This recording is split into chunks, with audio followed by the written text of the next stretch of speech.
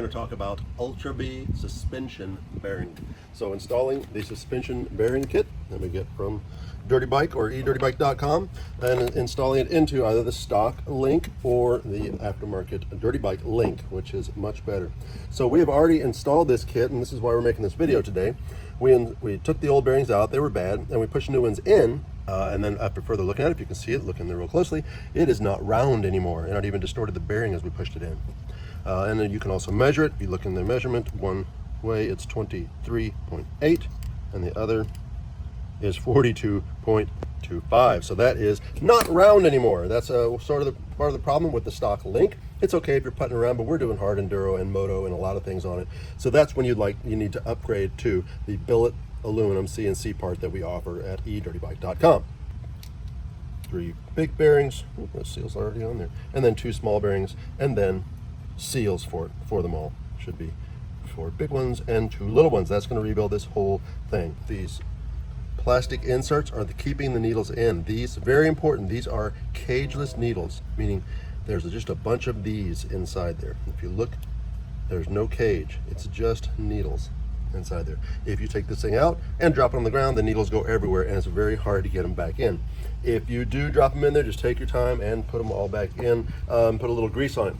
Grease is one of the tools that we're going to need, and the grease will hold them in place. But try to keep these spacers in place and only take them out whenever you put the tool into it. So the tools that we're going to need for this job are the DirtyBIke bearing pusher. You can do it without it, but this makes it a lot nicer because it's just the perfect size. When it goes through, it holds the bearings in place and it pushes them into and out of the thing. So we're going to push it back into the spacer to hold it in place. So the DirtyBIke bearing pusher, you're going to need a little bit of screwdriver and maybe a punch and a small hammer and grease to put on the seals and the bearings before you put it together. You might need some heat. You can use a hair dryer or a Burnzo if you have one. Another thing is a socket that you're going to need to place under it when you press the parts out. And you have to make sure that the socket's big enough for the bearings to go into, because you're going to push them through and they need to fall into the cup. We actually here use a special Delrin spacer that's going to be not mar up the surface, and we're going to use that instead, but you can use a socket. You could also do this job on a vise inside any vise that you have, and use the vise to push these together, like put the pusher in there and push them out. But we're going to use an arbor press. If you have one, oh, it's great, but if not, you can do it on a vise. You could also do this with a hammer and just take the thing in there and hammer them out. So the first thing you do if you're rebuilding is take these little, let's see, it already fell out. The pin already fell out. So those, and on all these also, 2 of them, just get rid of them. And no grease in that, that's a bad thing. And then push this one out.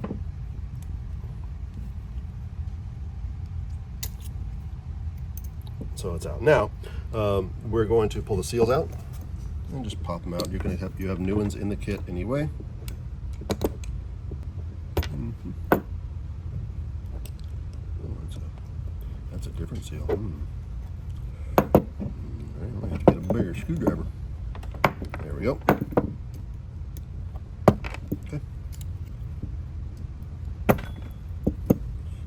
All right, once the seals are out, we're going to push the bearings out. So we're going to get it in like this, and we're going to push on it. We're going to support it on there so the bearing can push out into this hole. So we'll get it in there, we'll line it up, and we will see if it'll go without any heat at all. Make sure it's in the center of this little spacer, or your socket. If you're doing it at home, you can use the appropriate size socket and just push it out. And there she is. So that pushes it out. There's the old bearing. Done. Now let's go to the next one. These are double bearings. It's going to be a little bit more difficult. It may take some more force, and it may even require some heat. So the DirtyBIke pusher goes there. Line it up. And get it happy and centered, and push them out. There they are. Boom. And more bearings. Now let's get the center one. Should be the same thing. Nice and straight. Make sure everything's happy. Well,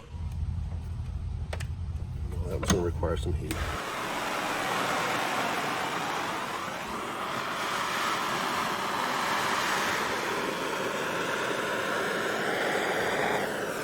and the bearing to come out. So that might be good enough. Let's see. Okay, she's all lined up. Also, sometimes a hammer will help. Just tap it to get it moving a little bit. So there it is. All right, so bearings are all out. So if you are using a old one, you want to clean it out, make sure and measure it, make sure it's round. This is a new one, so it's fine, of course. But measure the holes, make sure they're not out of round. If they're out of round, don't even try. Just get a new one, because the new bearings are going to go in. You're going to waste a bearing set, and then the pins won't go in. Let's do the center one first, which requires 2 of these large bearings. And we are going to use the pusher. Install one of these. Now there's 2 sides of these bearings. Usually one of them is flatter than the other. This is the flatter. If not, it doesn't matter, but we're going to push that in there, making sure that we don't drop it or let the needles roll out. So this is going to hold the needles, no problem, it's going to stay in there. So now we're just going to press it in a little ways, because it's not going to go all, it's just going to go in halfway. We're going to push one in on either side. So we're going to stop about when it gets flush, and we'll center it up a little bit. So that's nice. So let's push another one in the other side, being careful not to lose any needles. All right, and I think this is the flatter side. I'm going to take it out and put it that way. All right, now press that one in. Boom. And then you sort of equalize it. Let's look at there. So there's a little gap in between them still. This one isn't down all the way. That one is. So we're going to push this one in a little farther. And you just push until they're centered. And it's not that important that they're totally perfectly centered. We're not measuring anything like that, because the pin does float inside there. As long as the bearings are in there, they're touching each other, and they're off of that lip, it's fine. All right, the next one is the small ones, which are these. All right, that's the small bearing. Yeah. Yes. All right. So let's get one of these. Push it through. Now, you got to be really careful with these. I would actually put this back in so we don't lose any needles while we're pushing the rest of them.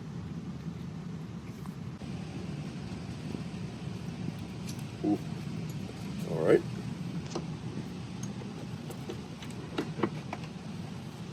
So center it up and start it in. And then we'll look at it and see if it's centered. That's one. We'll put the other one in, and then we'll look at it and center them up afterwards. All right, put it on there, make sure the needles don't fall out. It's all happy. So it can be kind of tricky if you're not, don't have, all the mechanical ability in the world. You might want to take it to a shop and let them do it, because once you lose the needles, it gets a little frustrating. But if you have some mechanical ability, want to give it a shot, follow this video, and you'll be able to do it. So press it in. All right, let's look and see. That one needs to go in a little farther. It's sticking out, so let's keep on pressing. Oh, pressing. Okay. That's good. I'm going to go in a little bit more with that one. I just center up. Like I said, it's not that important that they're exactly centered. It's touching the other one. But as long as it's in there, you can get the seals in. That's fine. Both of them are a little bit that way, but it's all right. We can handle that. All right, let's put these back in there, make sure those needles don't fall out. And we'll do the last one. So let's, okay. All right, push it in there. And you could just, find a place and press it in just like that, but we don't want to mar up the pretty anodized stuff, so we're going to use this cushioned piece.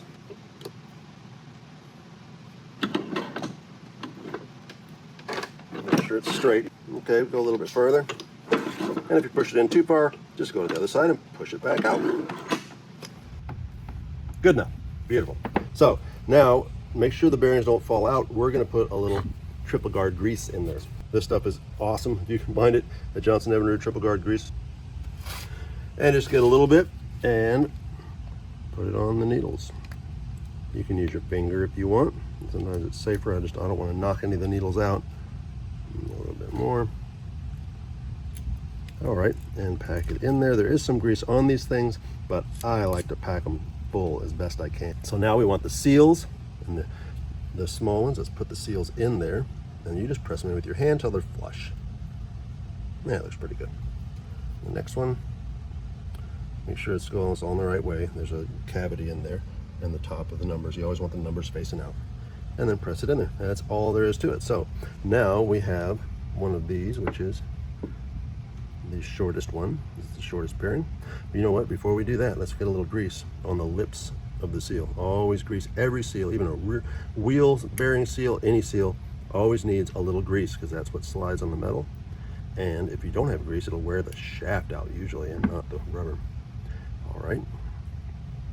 We'll push that in, and that one is done. We will continue doing the rest of them. Let's take this thing out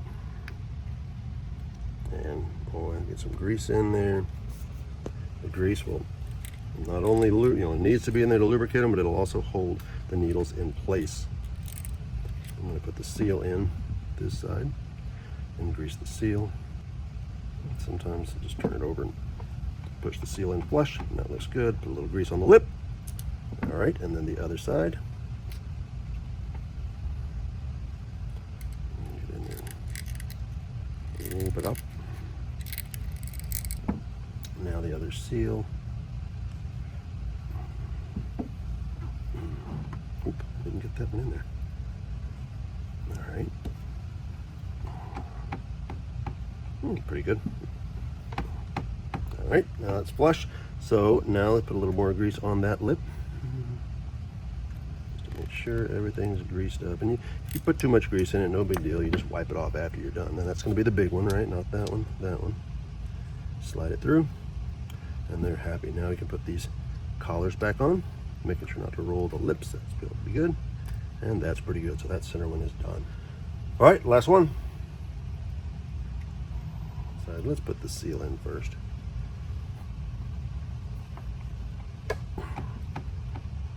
Seals.